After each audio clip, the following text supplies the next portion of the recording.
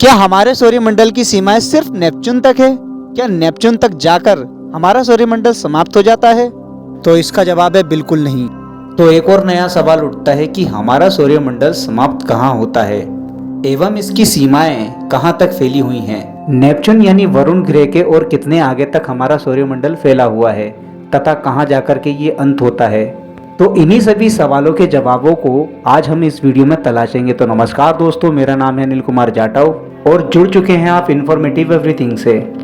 तो आइए फिर वीडियो शुरू करते हैं। तो ये तो हम सभी को पता है कि हमारे सौरमंडल में 8 ग्रह हैं और सैकड़ों बौने ग्रह, जिनमें से नेपच्यून हमारे सौरमंडल का आखिरी ग्रह है जिसकी दूरी सूर्य से 450 करोड़ किलोमीटर की है।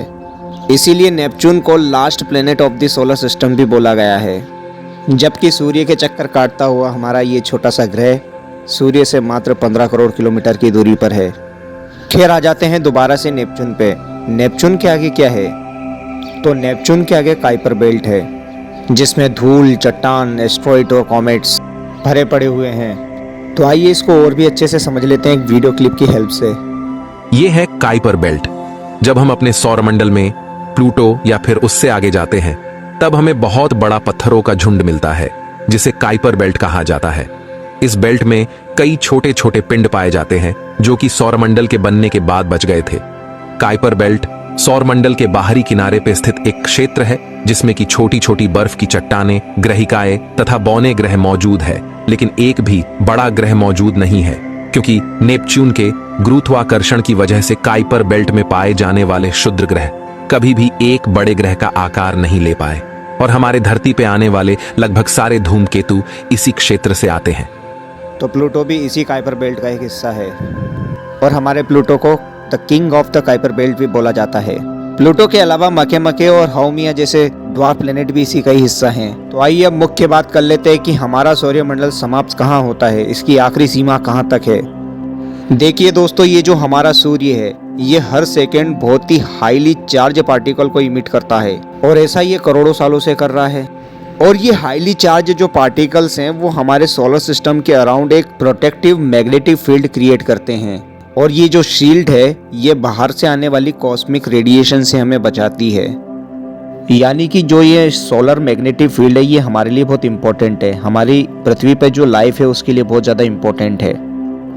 अगर सूर्य की ये स्ट्रॉन्ग मैग्नेटिक फील्ड हमारे पास नहीं हो तो कॉस्मिक रे जो कि आउटर सोलर सिस्टम से आती हैं ये हमारी पृथ्वी से जीवन को समाप्त कर चुकी होती। और इसी प्रोटेक्टिव शील्ड को हीलियोस्फीयर बोला जाता है। और जिस जगह पर हमारे हीलियोस्फीयर और कॉस्मिक रे की टक्कर होती है उस जगह को टर्मिनेशन स्ट्रोक बोला जाता है। और जहाँ तक हमारे सूर्य का प्रभाव है वो हीलियोस्पॉस है।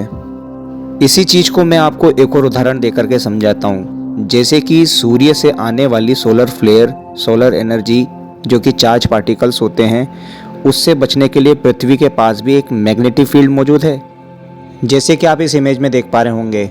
जैसे कि ये मैग्नेटिक फील्ड हमारे लिए एक प्रोटेक्टिव शील्ड की तरह है, ठीक वैसे ही, ठीक उसी प्रकार से जो ये सूर्य की मैग्नेटिक फील्ड है और सूर्य से निकलने वाले जो हाईली चार्ज पार्टिकल हैं उससे बना ये हीलियोस्फीयर है। और हीलियोस्पॉस की जो दूरी है वो हमारे सूर्य से 123 एस्ट्रोनॉमिकल यूनिट बताई है।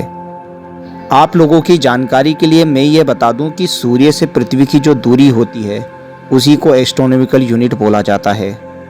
सूर्य और पृथ्वी की जो दूरी है वो राउंड फिगर में 15 करोड़ किलोमीटर हम मान सकते हैं।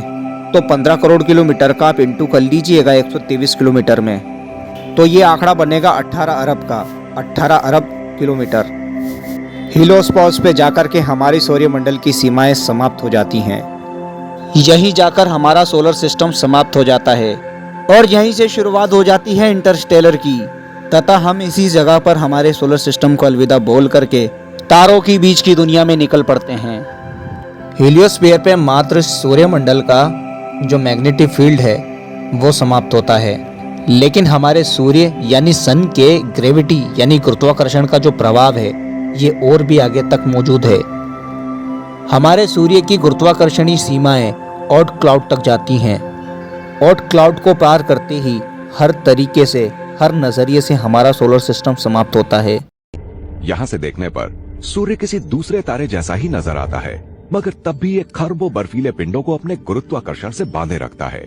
तकरीबन 5 अरब साल पहले जब सौरमंडल बना था, ये बचे खुचे टुकड़े तभी से मौजूद हैं। इनको ऑर्ट क्लाउड के नाम से जाना जाता है।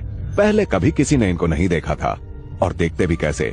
ये छोटे छोटे टुकड़े आपस में उतनी ही दूर हैं जितनी पृथ्वी और शनि के बीच की दूरी है। धूमकेतुओं का ये बड़ा सा बादल सौरमंडल को चारों ओर से घेरे है, और ये कॉस्मोस में हमारे पते की दूसरी लाइन है।